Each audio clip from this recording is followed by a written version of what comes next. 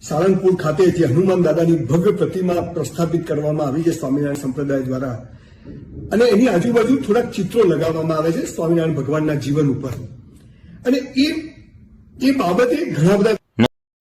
નમસ્કાર દર્શક મિત્રો, વિડીયોમાં તમારું સ્વાગત છે. મિત્રો, તમે બધા સંજય રાહુલને ઓળખતા જ હશો.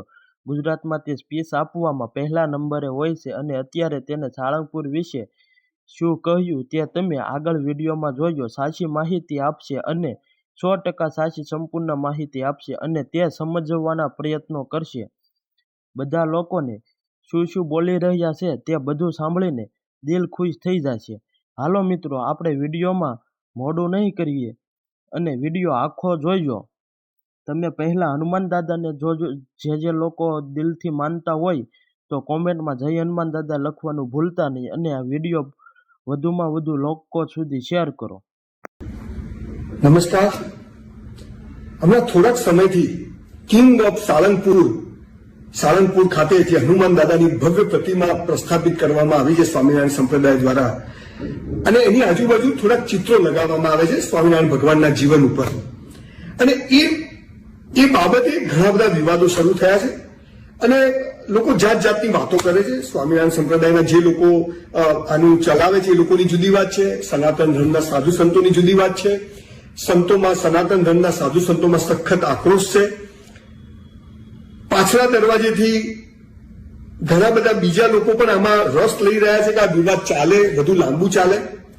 આવા સમયે 2500 વર્ષ પહેલા આવી જ સ્થિતિમાં નાના નાના સંપ્રદાયો વચ્ચે ઝઘડા, મતાંતરો થયા, અને એક વખત આદિ શંકરાચાર્યજીએ ભારત વર્ષમાં 4 પીઠોની સ્થાપના કરી, અને એ 4 પીઠો પૈકીની એક પીઠ આપણી ત્યાં દ્વારિકા પીઠ છે, અને એમાં આદિ જગતગુરુ શંકરાચાર્યના ત્યાંના જે ગાદીપતિ છે, જે શંકરાચાર્ય કહેવાય, શ્રી સદાનંદ સરસ્વતીજી એ આપણી વચ્ચે બિરાજમાન છે, પ્રસ્થાપિત છે. હમણાં 1 તારીખે એમનો જન્મદિવસ ગયો છે.